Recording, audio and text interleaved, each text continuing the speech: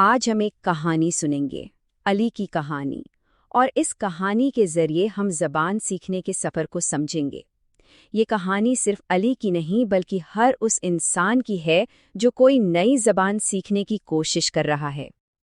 ذرا سوچئے ایک ایسے بچے کے بارے میں جو ہر بات سمجھتا ہے، ہر اشارہ پہچانتا ہے، لیکن جب بولنے کی باری آتی ہے تو وہ ایک دم خاموش ہو جاتا ہے۔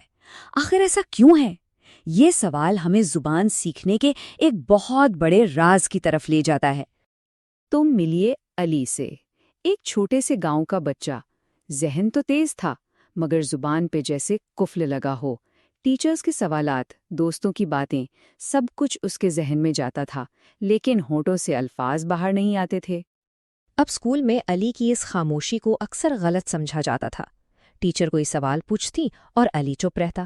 سب یہی سوچتے کہ شاید اسے جواب نہیں آتا، شاید وہ پڑھائی میں کمزور ہے، لیکن اصل کہانی کچھ اور ہی تھی۔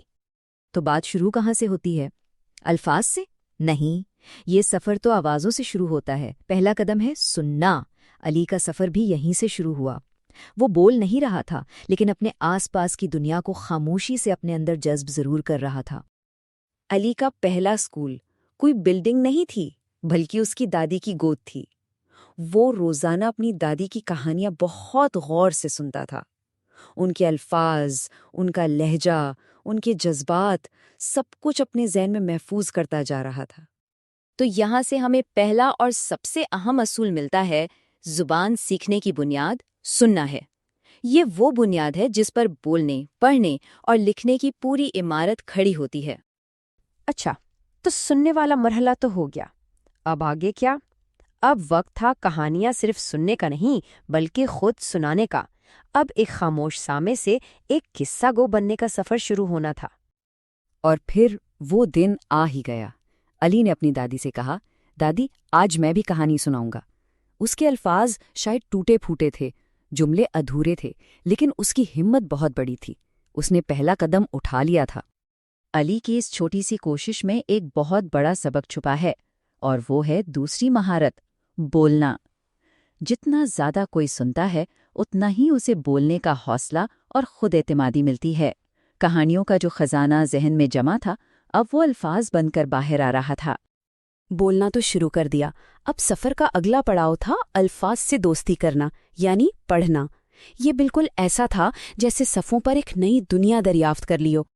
اسکول میں علی نے کتابیں پڑھنا شروع کی، تصویری کتابیں، چھوٹی چھوٹی کہانیاں، اسباق۔ اب وہ آوازیں جو اس نے اپنی دادی سے سنی تھیں وہ اس کے سامنے لکھی ہوئی تھیں، یوں سمجھیں جیسے پرانے دوستوں سے پہلی بار آمنے سامنے ملاقات ہو رہی ہو۔ تو تیسرا سبق یہ ملا کہ پڑھنے سے نہ صرف نئے الفاظ سیکھنے کو ملتے ہیں بلکہ زبان کا ڈھانچہ بھی سمجھ میں آتا ہے۔ پڑھنا سننے سے سیکھی ہوئی باتوں کو اور بھی پکا کر دیتا ہے۔ سن لیا، بول لیا، پڑھ بھی لیا۔ اب آتی ہے سب سے بڑی منزل، زبان پر مکمل عبور حاصل کرنا، یعنی اپنی کہانی خود لکھنا۔ یہ وہ مرحلہ ہے جہاں سیکھنے والا سکھانے والا بن جاتا ہے۔ اور پھر ایک دن علی نے اپنی پہلی کہانی لکھی۔ ہاں، اس میں غلطیاں تھیں، سپیلنگ ٹھیک نہیں تھی، لیکن جو خیال تھا وہ بالکل نیا تھا، اس کا اپنا تھا۔ اس نے اپنے تخیل کو الفاظ کا لباس پہنا دیا تھا، اور یہ ایک بہت بڑی کامیابی تھی۔ علی کی یہ کہانی ہمیں چوتھی اور آخری مہارت سکھاتی ہے، لکھنا۔ یہ زبان کی سب سے بڑی طاقت ہے، اپنے خیالات کو ترتیب دے کر دوسروں تک پہنچانے کی صلاحیت۔ تو اب ہم کہانی کے نتیجے پر پہنچ گئے ہیں۔ اب علی کی خاموشی کا راز کھلنے والا ہے۔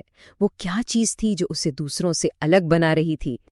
اس کے ٹیچر نے بہت خوبصورتی سے سب کو سمجھایا، علی کمزور نہیں تھا، وہ تو بس زبان کی چاروں مہارتیں بالکل صحیح ترتیب سے سیکھ رہا تھا۔ اس کی خاموشی کمزوری نہیں بلکہ سیکھنے کے ایک منظم سفر کا حصہ تھی۔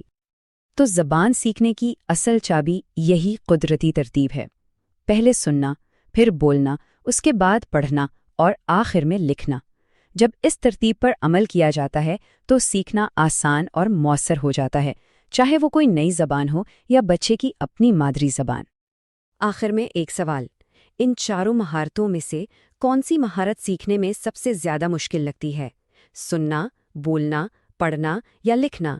اپنے تجربے پر غور کرنا اس سفر کو اور بھی دلچسپ بنا سکتا ہے۔